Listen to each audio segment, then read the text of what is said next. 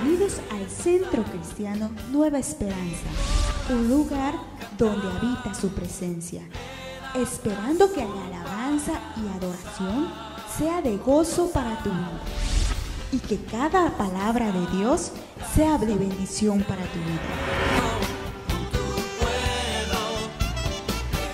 En el libro de San Juan,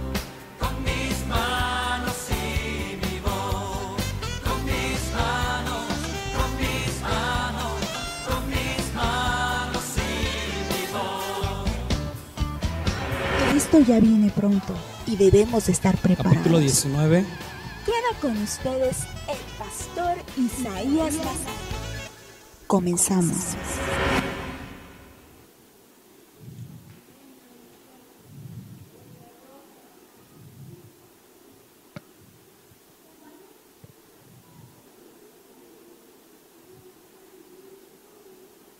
¿Están ahí? Bien, vamos a orar y que sea Dios quien revele su palabra. Padre, en esa hora, Señor Jesús, te pedimos, Señor, por esa palabra que ha de ser impartida, Señor. Te pedimos, Señor Jesús, que traigas esa revelación, Señor, a nuestros corazones y que cada uno de nosotros, Señor, podamos entender tu palabra y no solamente entenderla, sino activarla, Señor, en nuestra vida. Padre, en el nombre de Jesús, Espíritu Santo, ministranos y que esa palabra, Señor, sea de bendición para la iglesia, en el nombre de Jesús. Amén y amén. 19, versículo 28.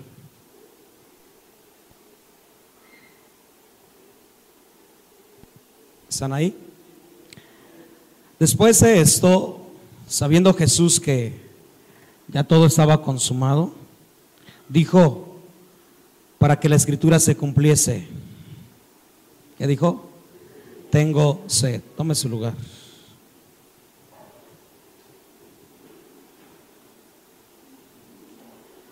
Estamos en la quinta palabra de las que Jesús expresó desde la cruz. Y no sé, pero en lo personal han sido de mucha enseñanza para mi vida, para el ministerio, aunque a raíz de empezar a elaborar esta serie de enseñanza ha venido un ataque espiritual a mi vida. Quiero verlo de esa manera, que a la iglesia también. Un ataque porque el enemigo principal que es el diablo, ¿verdad? El enemigo principal que es el diablo no quiere que tú y yo tengamos este conocimiento de la palabra, porque el diablo sabe que cuando la palabra es sembrada en tu corazón va a producir fruto. Por eso el Proverbio capítulo 3 versículo 3, 4 dice, átala en tu corazón, ahí tenla. ¿Por qué? Porque si la llevamos al corazón, hermano, va a tener fruto. Si la dejamos en el conocimiento nada más, si la dejamos solamente como un conocimiento y no como una palabra que va a activarse en nuestra vida, solamente, pues lo estoy apuntando o estoy escuchando esta serie de las 7 palabras, pero no sé qué quiera decir. Créalo que si nada más lo dejan en conocimiento, no va a producir nada. Pero si lo llevamos a una activación por lo que estamos viviendo, entonces va a producir un efecto, hermano, tremendo. Vimos las 4 primeras palabras y yo le decía el domingo hace 15 días que las 3 primeras palabras que Jesús dijo desde la cruz fueron unos bombazos a las potestades que habitan en los aires, y que la 4ª palabra, cuando Jesús dice, Dios mío, ¿por qué me has desamparado?, era una palabra que estaba diciendo que después de esa 4ª vendrían otras 3, pero ya no serían ahora de bendición a la iglesia. Mateo capítulo 16, versículo 19 nos habla de dos cosas: atar y desatar. Entonces Jesús hizo esta guerra desde esa perspectiva. Primeramente ató y después desató bendiciones. Así es que la cuarta palabra fue: Dios mío, ¿por qué me has desamparado? Y se acuerda que veíamos que Dios el Padre no puede alejarse de nadie, porque Él llena todo el universo. Simplemente Él volteó su rostro porque Jesús llevó el pecado. En otras palabras, se hizo pecado Jesús para que muriera en tu lugar y en el mío. Y entonces, como el pecado separa al hombre, entonces ahí sí hubo el rostro del Señor que se volteó, el rostro de Dios, perdón, y Él siente la separación de la mirada. Dice: Dios mío, ¿por qué me has desamparado? Ahora en esta quinta palabra dice: tengo sed. Y yo quiero verlo desde tres perspectivas, tres ángulos. Primeramente es el ángulo físico. Él tenía que dar a notar a la humanidad, al pueblo, que Jesús era 100% hombre. Si Jesús no hubiese expresado, voy a llevarlo a un análisis clínico o médico, si Jesús no hubiese dicho tengo sed, entonces no estaría al borde de la muerte. Se dice que cuando una persona empieza a desangrar, lo primero que va a producir su cuerpo es una necesidad de agua. Y cuando una persona va desangrando, lo primero que dice: tengo sed, denme agua. No sé cuántos pasaron por esta situación, que fueron desangrando y en esa necesidad del desangre empezaron a gritar: denme agua, denme de beber. Yo recuerdo que en alguna ocasión alguien pidió de beber y dijo la gente: no le des. No sé, la verdad no sé por qué no se le tiene que dar de beber. Entonces, yo quiero que veamos desde esa perspectiva física. Jesús entonces estaba presentando su humanidad.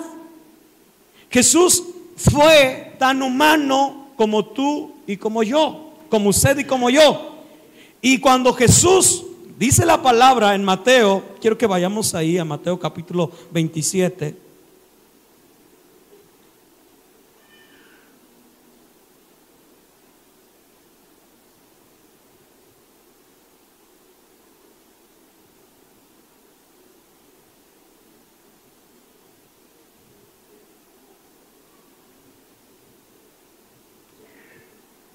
Gloria a Dios.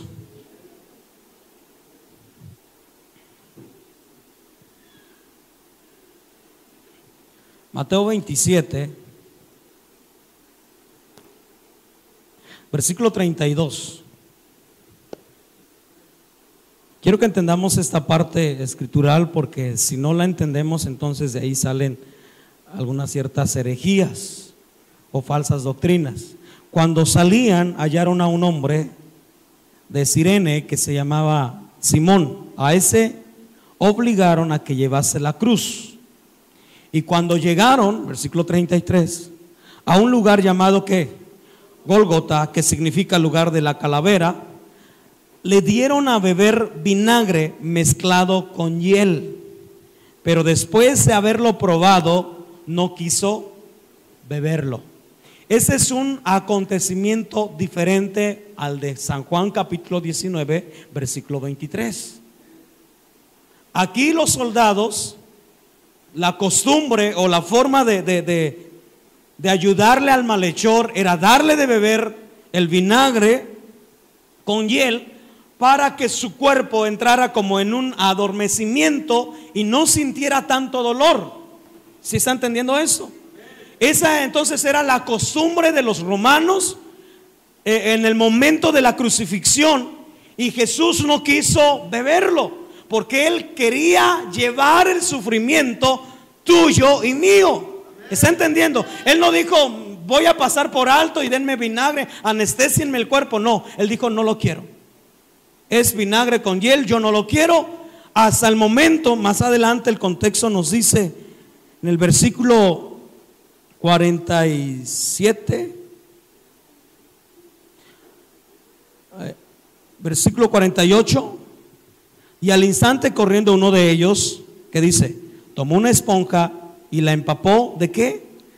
Y poniéndola en una caña, que dice, le dio a beber. Ese es el siguiente acontecimiento cuando él expresa, tengo sed. Amén.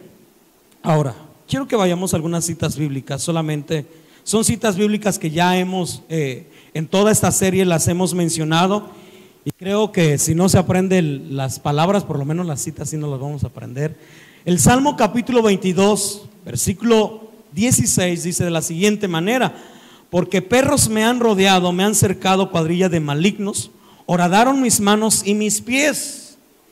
Estaba él descifrando o dando esa guerra espiritual en los aires.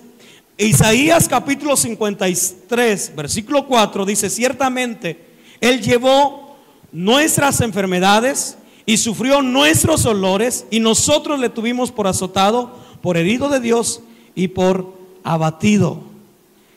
Él siendo el Hijo de Dios,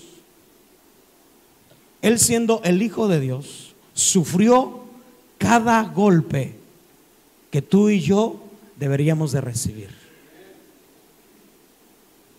En verdad, como nosotros ni estamos sentenciados a una crucifixión, por eso como que pasamos por alto esta situación, pero realmente tú y yo íbamos hacia la muerte, y Él tomó nuestro lugar. Y el lugar que Él tomó, escuche bien, iglesia, Él lo tomó para que tú y yo vivamos en esa dimensión de la plenitud de su Espíritu, para que tú y yo vivamos en la dimensión de la luz y no de las tinieblas donde nosotros estábamos. Salmo capítulo 22 versículo 14 y versículo 15 dice de la siguiente manera: he sido derramado como aguas y todos mis huesos se descoyuntaron, mi corazón fue como cera derritiéndose en medio de mis entrañas, como un tiesto se secó mi vigor. ¿Y qué dice? Y mi lengua se pegó a mi paladar, y me has puesto en el polvo de la muerte. Se dice que cuando una persona entonces pide de beber es porque está al filo de la muerte. Jesús tenía que decir esta expresión de tengo sed por dos cosas muy importantes. Número uno, para presentar su humanidad, pero número dos, para que el reino de las tinieblas se confiara de que el Hijo de Dios estaba muriendo. No sé si lo puede ver desde ese punto. Quiero que vayamos a Salmo capítulo 69.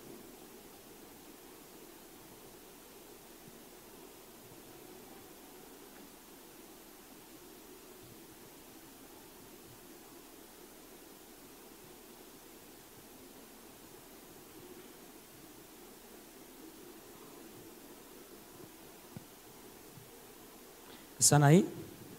Versículo 21.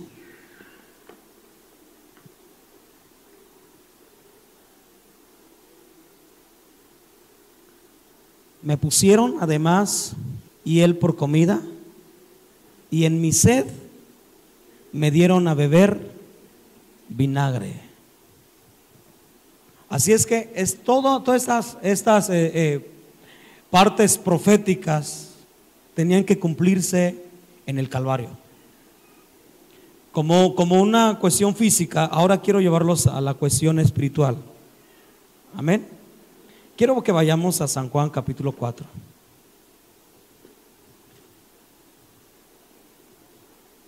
Yo quiero que le preste atención a esto, porque son ya las bendiciones que usted y yo vamos a recibir.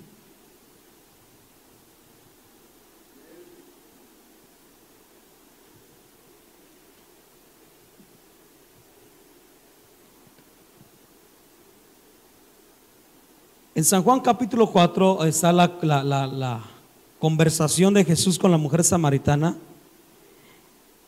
Y todos sabemos que Jesús inicia esta conversación diciéndole a la mujer samaritana: dame de beber. Con una expresión o con una pregunta, él quería sanar el corazón de esta mujer. Y él le dijo, entonces dame de beber. Sabía que la mujer no le podría dar de beber porque había una rivalidad entre judíos y samaritanos. En el versículo 10, quiero que nos enfoquemos ahí.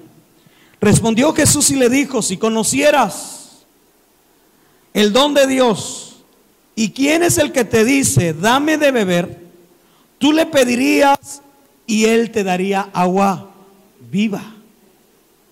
Mire, la mujer samaritana no estaba entendiendo el propósito de Jesús en ese momento. Como muchas veces nosotros a veces no entendemos el propósito por el cual la adversidad o la situación que estamos pasando, tenemos que preguntarle al Señor cuál es el propósito.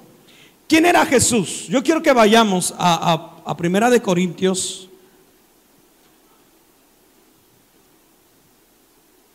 capítulo 10.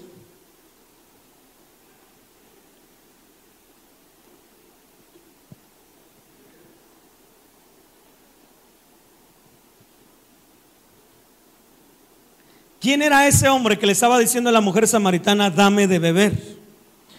Porque no quiero, versículo 1, hermanos, que ignoréis que nuestros padres todos se subieron bajo la nube y todos pasaron el mar. Todos en Moisés fueron bautizados en la nube y en el mar. Todos comieron el mismo alimento espiritual. Versículo 4 que dice, y todos bebieron la misma bebida espiritual, porque bebían de la roca espiritual que los seguía. ¿Y qué dice? Y la roca era Cristo. Cristo tiene agua viva. ¿Cuántos pueden entender esto? Cristo tiene agua viva y la mujer samaritana no estaba entendiendo. Por eso en San Juan capítulo 4 versículo 10 dice, si supieras quién es el que te está pidiendo de beber, tú le pedirías a él y él te daría agua viva. Yo quiero que vayamos a Éxodo capítulo 17 para ver esta roca que estaba siguiendo al pueblo de Israel.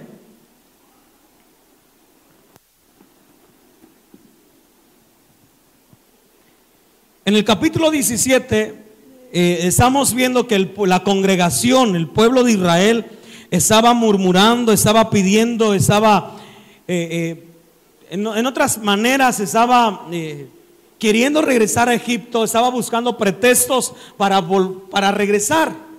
Mire, póngame atención. Muchas veces el cristiano solamente busca pretextos para no venir a la congregación. El cristiano busca pretextos para ya no congregarse. El cristiano busca pretextos para poderle decir a Dios, mira, es que, a ver, vamos a hablar en claro. ¿Por qué me pides eso? ¿Por qué me traes aquí? ¿Por qué me está pasando todo esto? Si yo hago esto, si yo hago lo otro, ¿y por qué mi vida? ¿O por qué mi familia? ¿O por qué mi situación? Entonces el pueblo de Israel estaba buscando un pretexto para regresar a Egipto. Y le dijeron a Moisés, mire, imagínense, le dijeron a Moisés, ellos sabían que en el desierto es imposible encontrar agua. Y entonces dijeron, vamos a pedirle agua. Vamos a decirle que el agua que traemos ya se nos terminó. Y fueron a Moisés y le dijeron, necesitamos agua. Nuestros hijos están llorando porque necesitan agua. Dios, que todo lo ve, dijo, yo ya he suplido. Yo ya he puesto una roca que los va a seguir. Una roca que tiene agua viva. Una roca que de ella va a salir, va a brotar. Y mire lo que le dice entonces. Quiero que preste atención a esto. Versículo 5. Y Jehová le dijo a Moisés, pasa delante del pueblo y toma contigo de los ancianos de Israel. Y toma también en tu mano tu vara, con que golpeaste el río, y ve. He aquí, versículo 6, yo estaré delante de ti, ahí sobre la peña en Horeb. ¿Y qué dice? Y golpearás la peña, y saldrá de ella aguas, y beberá el pueblo. Y Moisés lo hizo así en presencia de los ancianos de Israel. No sé si el Espíritu Santo ya está trayendo revelación? Cuando yo estaba leyendo eso y dije, a ver, y golpearás la roca, golpearás la peña, y de ella va a salir agua.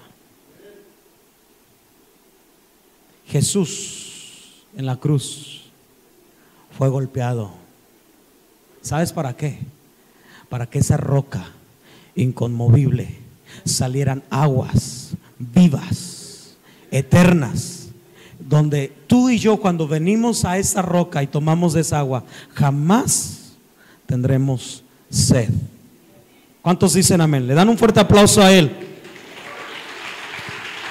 Amén. Él tuvo que soportar, mire, viéndolo de la manera espiritual, como que vemos algo ilógico. ¿Cómo Jesús a unos meses o a unos años atrás diría a la mujer? A lo mejor yo quiero pensar que la mujer samaritana estaba entre la multitud mirando a Jesús y escuchando: tengo sed. Y la mujer dijo: ¿cómo es posible si ese hombre me dijo que él me daría agua viva y que jamás tendría sed? Él estaba tomando nuestro lugar, hermano. Usted y yo teníamos sed. Había un vacío en nuestro corazón, en nuestra vida, en nuestro interior, que tenía que ser saciado de esa agua, de esa roca que solamente viene del cielo, hermano. Entonces Jesús dijo: yo tengo sed. Pero hay otro punto espiritual, hay otra cosa muy tremenda. Quiero que vayamos a Números, capítulo 5.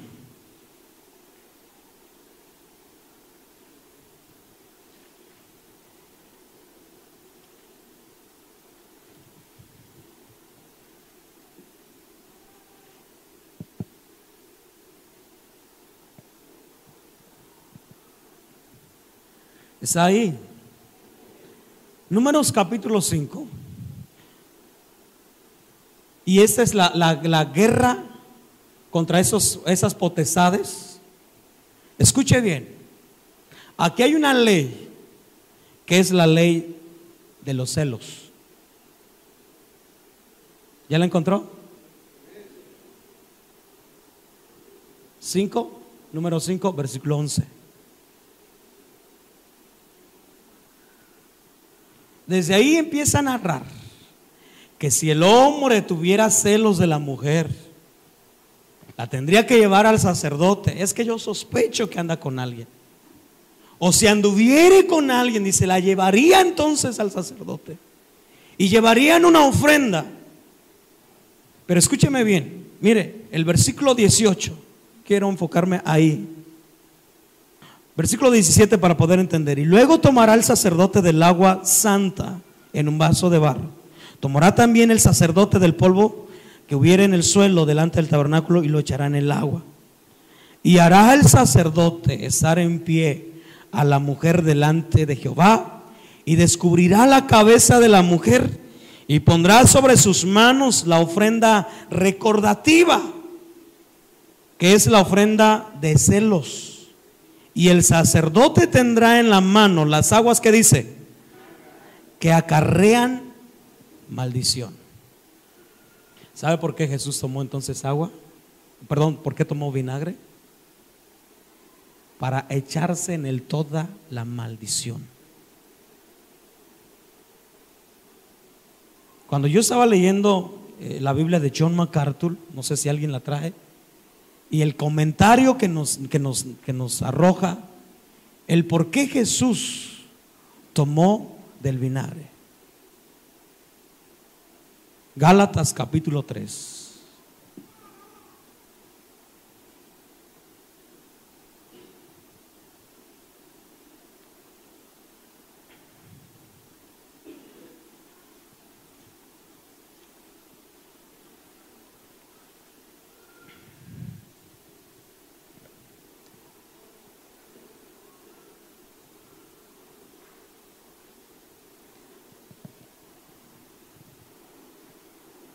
Versículo 13.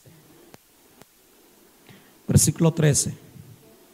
Cristo nos redimió ¿Cuántos entienden la palabra redimir? La palabra redimir es volver a comprar algo que era tuyo. Cuando tú sabes que te robaron algo y lo ves ahí en la calle, en la avenida donde venden las cosas robadas, tú dices, oye, ahí está mi ventilador, o ahí está mi estéreo, o ahí están mis bocinas. Tú dices, pero yo las quiero porque se escuchan bien. Tú vas y las redimes, las vuelves a comprar. Tú y yo éramos, te lo voy a decir en el tiempo pasado, éramos de Dios. Pero el pecado nos separó y Satanás nos tenía en el mercado de esclavos. Y Jesús nos redimió, dice el versículo 13. Cristo nos redimió de la maldición de la ley, hecho por nosotros maldición, porque está escrito, maldito todo el que es colgado en un madero. No sé si está entendiendo esta parte, hermano. Estamos viendo tres cosas. Primeramente, el área física. Jesús se mostró que era tan humano y que estaba sintiendo los olores y que estaba sintiendo la fatiga en su espíritu, en su alma, y que teniendo, hermano, ¿se acuerda de la oración? Señor, si es posible, pasa de mí esta copa. Se lo pidió al Señor, pero dijo lo siguiente, que no sea mi voluntad. En otras palabras, en la Biblia, Isaías habla hoy, diría que no sea mi capricho, sino tu voluntad. Porque muchas veces hacemos nuestro capricho y no la voluntad de Dios. Entonces, que no sea mi capricho, sino tu voluntad. Y se sujetó a la voluntad de Dios. Y cuando Satanás, oyendo la oración, dijo, yo ya lo tengo. Cuando él llegue al monte Gólgota, yo le voy a dar tomar vino.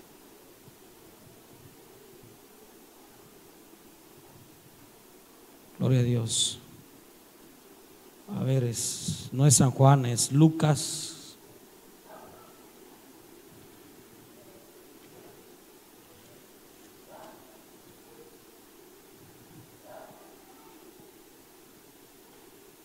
Lucas 16.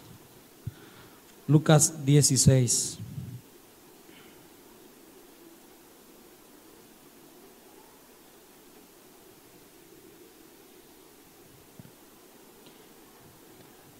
En el área de guerra, ya lo vimos en tres áreas, ya estoy terminando. Área como ser humano, porque estuvo en el filo de la muerte. 2, en el área espiritual, tomó nuestro lugar, engañó a los enemigos. Y número 3, se hizo maldito para soltar esa palabra. Versículo 19 nos cuenta esta historia. Había un hombre, yo sé que ya la conoce. Había un hombre rico que se vestía de púrpura y de lino fino, y hacía cada día banquete con esplendidez. Había también un mendigo llamado Lázaro, que estaba sentado a la puerta de aquel lleno de llagas, y ansiaba saciarse de las migajas que caían de la mesa del rico, y aún los perros venían y lamían las llagas. Versículo 22. Aconteció que murió el mendigo y fue llevado por los ángeles al seno de Abraham. Y murió también el rico y fue sepultado. Y en el Hades alzó sus ojos, estando en tormentos, y vio de lejos a Abraham y a Lázaro en su seno. Entonces él, dando voces, dijo: Padre Abraham, ten misericordia de mí. Envía a Lázaro para que moje la punta de su dedo en agua y refresque mi lengua, porque estoy, ¿qué dice? Atormentado en esta llama. Pero Abraham le dijo: Hijo, acuérdate que recibiste tus bienes en tu vida y Lázaro también males, pero ahora este es consolado aquí y tú atormentado. Además de todo esto, una gran cima está puesta entre nosotros y vosotros, de manera que de los que quisieran pasar de aquí a vosotros no pueden, ni de allí ni de allá para acá. Entonces le dijo: te ruego pues, padre, que envíes a la casa de mi padre. Bueno, hasta ahí nada más. Eso nos abre un panorama. Escuche bien, no es el limbo, no es el purgatorio, es solamente la puerta del Hades. Tampoco nos está diciendo que está en el infierno, es la puerta del Hades. Y ese hombre, el rico, estaba siendo atormentado y deseaba que Lázaro, al cual él lo había mal visto, deseaba que Lázaro viniera y mojara con su dedo y pusiera en su lengua y pusiera en su cuerpo, pusiera en las partes donde él estaba siendo atormentado con agua. Escuche bien, si eso lo metemos en el trasfondo espiritual, lo que Jesús estaba diciendo: estoy llegando a las puertas del Hades. Y los demonios, la Biblia dice, Colosenses, que los demonios se hicieron presentes, todo principado, toda potestad. Cuando ellos escuchan esta exclamación, ellos dicen: ¿sabes qué? El Hijo de Dios, el que dijo ser santo, justo y perfecto, ha entrado al infierno, ha entrado al Hades, al lugar de tormento. Pero ¿sabe qué es lo que estaba haciendo en el área espiritual? Quiero que entendamos eso. Estaba tomando a los que estaban cautivos. Nadie podía pasar de un lado a otro, pero sí había alguien que podía hacerlo, y se llama Jesús de Nazaret. ¿Cuántos le dan un fuerte aplauso al Rey de Reyes? Jesús de Nazaret. Jesús tomó entonces, hermano, Jesús tomó ese lugar de malhechor, ese lugar donde él tuvo esa sed, porque había cargado sobre su cuerpo todos vuestros pecados. Isaías 53 nos describe con más amplitud, nos describe cómo es de que el dolor de Jesús fue tan inmenso, fue tan intenso, que él pudo exclamar. Pero dice el versículo, San Juan capítulo 19, versículo 23: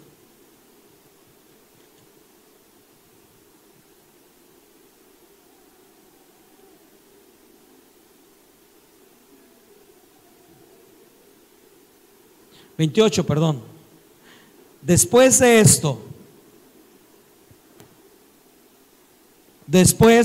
esto, ¿sí o no? Así dice: sabiendo Jesús que ya todo estaba consumado.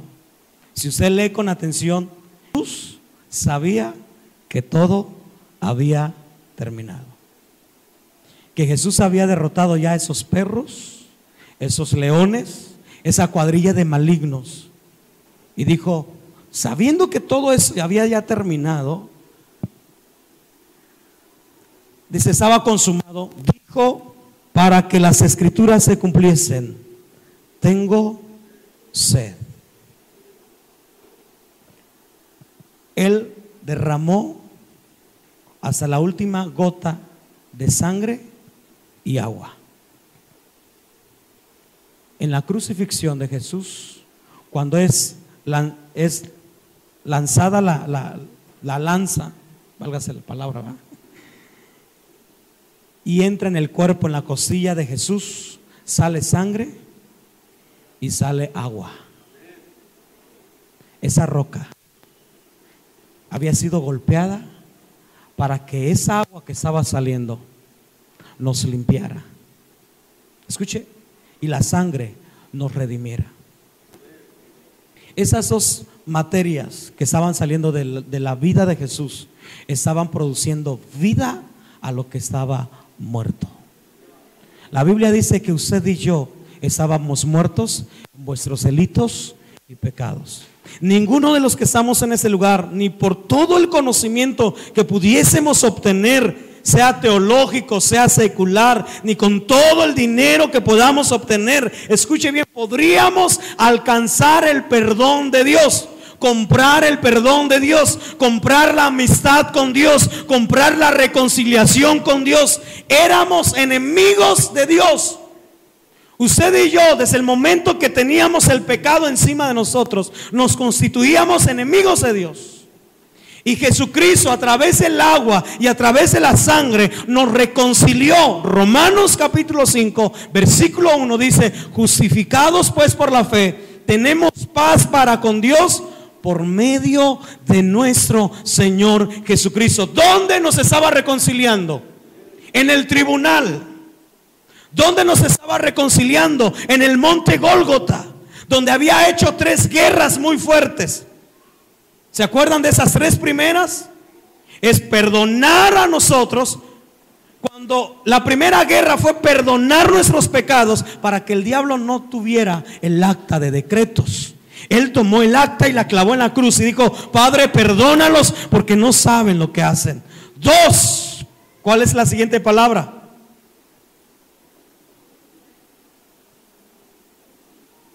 Hoy estarás conmigo en el paraíso. Lo que estaba haciendo es trasladando a los cautivos, y ahí estaba pasándolos al reino de la luz. Y número 3, estaba dándonos un sacerdocio. Escuche bien, el reinado todavía no es activo. Dándonos un sacerdocio cuando dijo: ahí. ¿Se acuerda de la tercera palabra? Ahí. Y cuando Él dice ahí, te está señalando a ti y te está poniendo dones, talentos, ministerios, y dice: yo veo un nuevo sacerdocio. Y nos llamó. Diga conmigo: nos llamó. Escuche, después de ser lo peor, la escoria, la basura, el lodo, después de ser algo tan despreciable, nosotros tuvimos un lugar en el reino de Dios. Tuvimos su nombre y tenemos su apellido. Somos hijos de Dios. ¿Cuántos dicen amén? ¿Sabe cómo lo logramos? A través del sufrimiento, a través de la crucifixión de nuestro Señor Jesucristo. Y en el cuarto, cuando Él dijo: Dios mío, ¿por qué me has desamparado?, estaba marcando una etapa que había terminado. Por eso Él dice: ya sabiendo que ya había terminado, sabiendo que ya todo estaba consumado, dijo: tengo sed. ¿Sabe por qué? Porque Él iba a saciar nuestra vida espiritual. Por eso cuando una persona se encuentra, yo lo decía en el momento de oración, cuando una persona se encuentra con el Espíritu Santo, cuando una persona se encuentra con Él, jamás tiene sed. No puedo correr a la luz del mundo. No puedo correr a los testigos de Jehová y decirles: a ver, yo quiero escuchar, quiero que me enseñen. Porque he encontrado la roca espiritual. Y cada vez que yo puedo ir y estar ahí, yo puedo tomar de esa agua. Escuche bien. Pero ahora entramos en una etapa donde Dios tiene una gran necesidad. San Juan capítulo 4.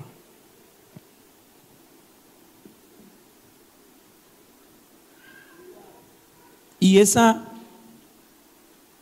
necesidad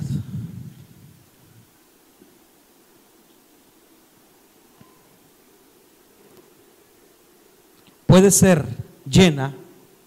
Mire cómo es esto. Quiero que lo entendamos desde una madurez. Dios tiene una necesidad y suena algo ilógico. O sea, si Dios lo llena todo, Dios todopoderoso, Dios es rico, ¿qué necesidad puede tener Dios?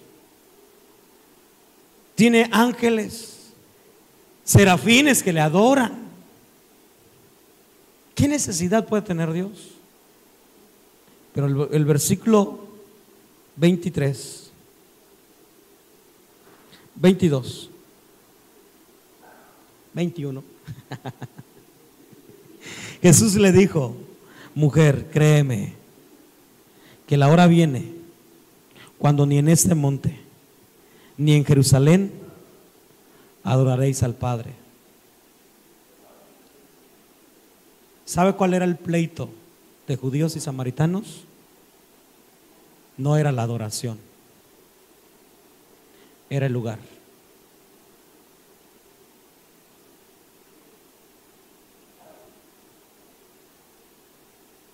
La mujer samaritana dijo: oye, nuestros padres adoraron en ese monte y ustedes dicen que es en Jerusalén donde se tiene que adorar.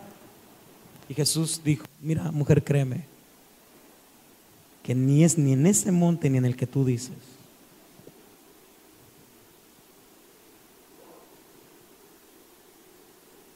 Vosotros, versículo 22, adoráis lo que no sabéis. Nosotros adoramos lo que sabemos, porque la salvación viene de los judíos. Pero el versículo 23 marca: mas la hora viene, y ahora es, cuando los verdaderos adoradores adorarán al Padre en espíritu y en verdad. Porque también el Padre, ¿qué dice? Tales adoradores busca.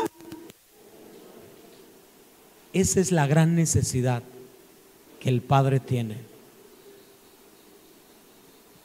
Él busca, no el lugar, no Nueva Esperanza, no Torre Fuerte, podríamos nombrar más iglesias. No busca un lugar, hermano, con foquitos, con aire acondicionado. No busca un lugar así. Él busca un lugar donde haya adoradores. Pero, mire, hay adoradores que adoramos lo que sabemos o lo que no sabemos, o adoramos al hombre, o adoramos el ritmo, o adoramos la música, o adoramos la melodía, pero no estamos adorando en espíritu y en verdad. Dios busca gente que le adore en esa dimensión, en espíritu, en verdad. Pero ¿quién es ese hombre o esa mujer que se mete en esa esfera de adoración?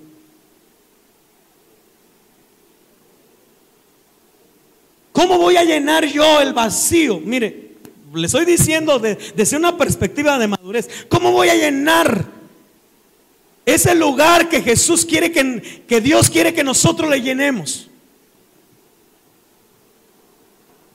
Si yo no he ido a la roca.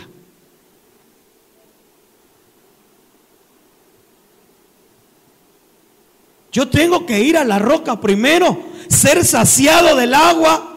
Y ahora sí, entro en la esfera de adorar en espíritu. La adoración no es rítmico, no es música, no es melodía. La adoración es algo que sale de nuestro interior en una vida de obediencia. Eso es adoración en el espíritu. Hola. ¿Qué necesitamos, iglesia? Jesús tiene una necesidad. Mire, ¿qué haría usted si usted supiera, y ya está escuchando, que Jesús tiene una necesidad? Usted sabe que el hermano más querido de usted tiene una necesidad. ¿Qué hacemos? Le enviamos, le mandamos, ofrendamos, le llevamos una despensa, lo vamos a ver al hospital, hacemos cualquier cosa para hacerlo sentirse que está apoyado moral, espiritual y económico. Jesús tiene una necesidad, Dios tiene una necesidad. Y ahora en lo espiritual, esa palabra de tengo sed está vigente para la iglesia. Él tiene sed. ¿Sabe de qué sed? De esa adoración.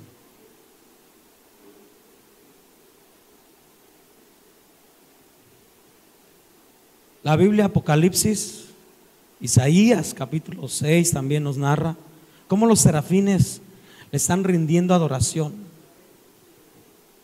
Apocalipsis nos habla de esa adoración. Y no sé si es Apocalipsis 4, donde dice que los 4 seres vivientes se postran y arrojan sus coronas. Los 24 ancianos adoran. Pero escúcheme bien, ponga atención aquí. Los 24 ancianos adoran, pero esos 24 ancianos no producen que los 4 seres vivientes se postren. ¿Sí me está entendiendo aquí? Vea el cuadro de esa adoración. Está Dios sentado en su trono y los 24 ancianos. Y los 24 ancianos están adorando. Pero también hay 4 seres vivientes. Cuando los 24 ancianos adoran, los 4 seres vivientes no hacen nada. Pero hay un motivo cuando esos 4 seres vivientes se postran y arrojan sus coronas. ¿Sabe? Cuando escuchan la voz de los redimidos.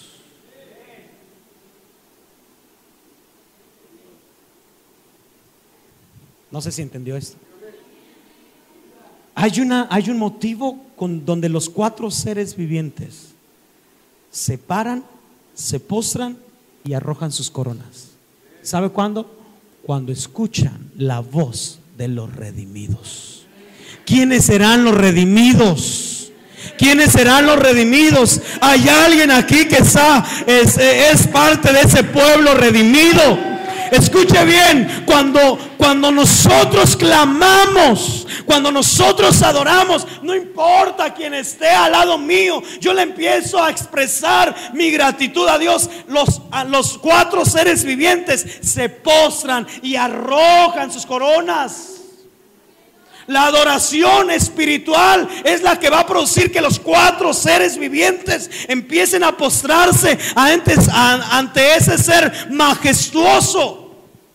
Hay una gran necesidad, y la necesidad la va a cubrir el pueblo redimido con la adoración que se produce desde la tierra, hermano. Cuando usted y yo nos reunimos y adoramos desde esa esfera espiritual, Dios se deleita. Y Dios dice, wow. Y Él desciende en medio de la alabanza. Y Él camina como decía el libro de Cantares. Ahí viene mi amado brincando sobre los collados. Ahí viene para encontrarse con su amada. ¿Sabe por qué? Porque se deleita con la voz de la amada. Porque se deleita porque la amada le está diciendo palabras de amor. Le está diciendo palabras que agradan su oído. No le está diciendo, Señor, te pido que me bendigas en mi trabajo. Señor, mire, imagínense una adoración así. Señor, te pido que ahora sí ya me des el novio. Señor, te pido que ahora sí. Miren, no. La adoración es algo que se produce en nuestro espíritu. Un corazón agradecido, un corazón que ha sido redimido, que entiende, escuche bien, que ha sido comprado 2 veces. Y que ese precio fue a precio de agua y sangre. ¿Por qué agua? Porque el agua es la que nos purifica y la sangre nos redime. Yo quiero en esta noche darle ese tiempo para que los redimidos podamos cubrir esta parte. Y en verdad, hermano, podamos vivir en esta dimensión. Escuche, yo le dije que ya estas 3 que siguen son de desatar. Él ató. ¿Sabe por qué ató? Para que tu adoración y mi adoración suban sin problema. Y cuando tú y yo adoramos a Dios en espíritu y en verdad, ¿sabes qué hace la adoración? Se jala por automático todas las bendiciones.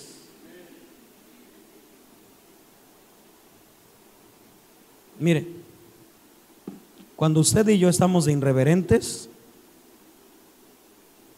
¿cómo estamos? Amargados. Soy irreverente, no me gusta. Soy amargado. El hermano que se sentó a mi lado se meneó mucho, danzó mucho y me estaba pegando. O sea, que se fije. Hay una inconformidad. Y así como entras, así sales. O quiero decir que muchas veces salimos hasta peor.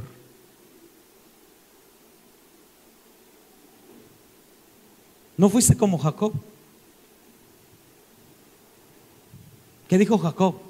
No te soltaré hasta que no me bendigas.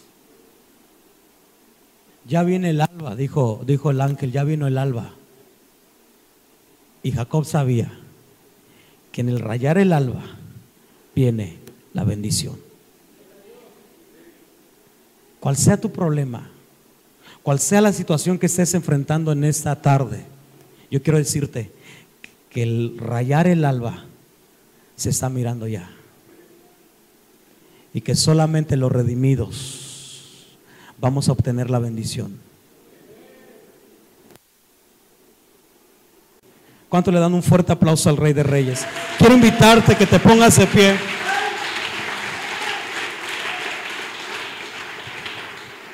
Y vamos a adorar a Dios en espíritu.